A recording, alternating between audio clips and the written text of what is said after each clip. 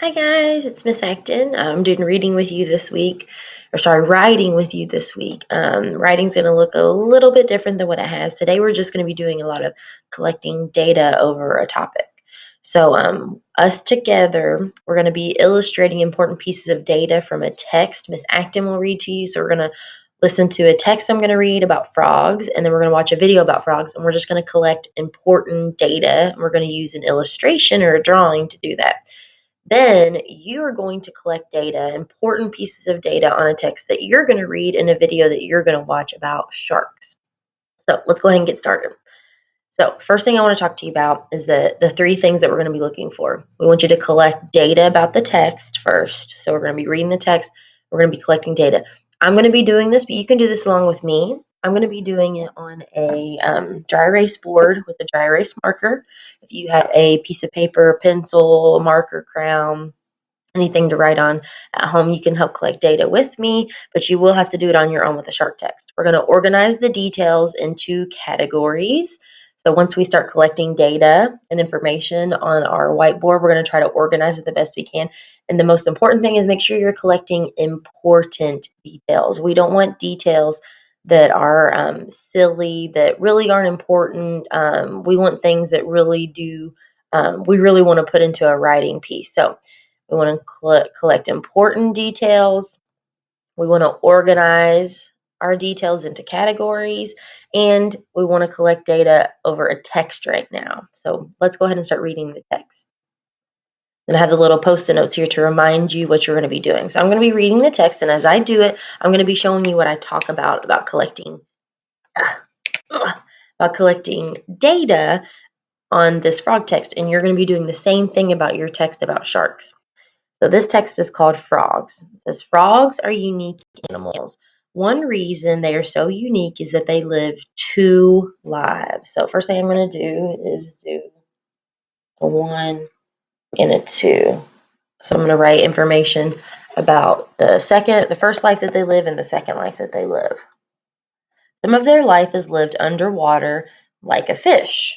So that sounds like it's the first life. I want to make sure I keep putting this into the camera. Wrong way. Sorry. So we're going to put water. And we can draw a little fishy in there. So they live their life underwater like a fish.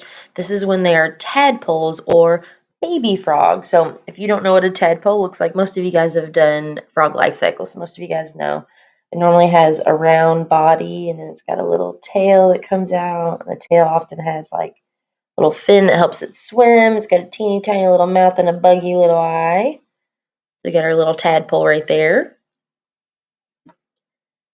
And it's a baby frog. So, I mean, if you wanted to put in this information that it's a baby, you can put a little baby in there. A little tooth on the little baby. So it's a little baby. Then they start to grow front and back legs. Okay, that's kind of important because, eventually they turn into the frog that we see in this picture where they don't have any tail and they're all front and back legs. So maybe we could draw a little tadpole down here that's starting to get a back leg and a front leg. Still got a little tail going on. Still got the cute little smile. So starting to get some legs. Then they grow lungs to breathe air. So lungs are kind of hard to draw. Most kiddos don't know what lungs look like because they're like inside of our body. But we could draw a picture of like air going into the little frog's lungs. So you can see I've got, like he's taking a big deep breath in because he is getting those lungs. Now they live on land where they live their second life. So now their second life where they're living on land, and we'll draw a little pond on our land. Because even though they can live on land now, they still go and visit. Trying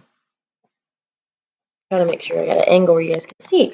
Even though they live on land, they still go and visit water, and they still live in water and can catch their food in water. They live their life on land where they live their second life.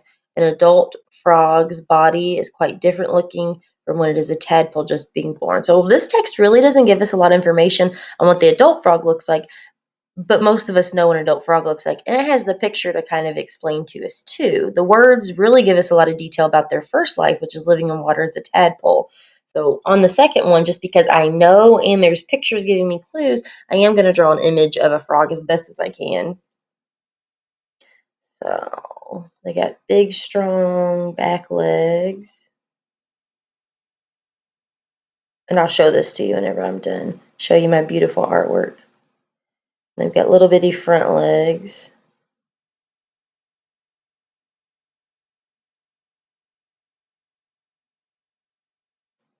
Here, there's my little frog. Not too bad. I made sure I made big, strong back legs. And again, the body is really quite different on this one than it is here. I mean, they don't even look like the same animal. So, pretty cool. So I collected data using illustration. I definitely organized it because I put my information about their first life being a tadpole on one side and their second life on the back side. And now that I know that they have legs and lungs, I could even label that part two. So I could draw an arrow saying, okay, it has lungs now, so it can breathe air. It's got legs now. And I can draw a picture saying it's on land. It can also live in water too, but as the first stage, as a tadpole, they couldn't live on land at all. As a frog, they can choose. They can live on either land or water, which is kind of cool. So I organized my data into my two categories and I collected important details. Is there anything in here that maybe wasn't important? I would argue maybe like the fish up here isn't important, but I kind of drew that to symbolize that this is water, so they would be living where the fish would be living, and the baby part's really not important, other than it's showing that this first stage is where they're a baby when they're first born. So you could say that maybe these two are kind of just silly. They have nothing to do with the text other than just helping give some kind of clues. So I collected data. So now what you guys are going to do is you're going to go to back to your Google form, or you should be on your Google form watching the video, and you're going to read this text. There's going to be a little link up here where you get to click it, and Miss Acton will read it to you.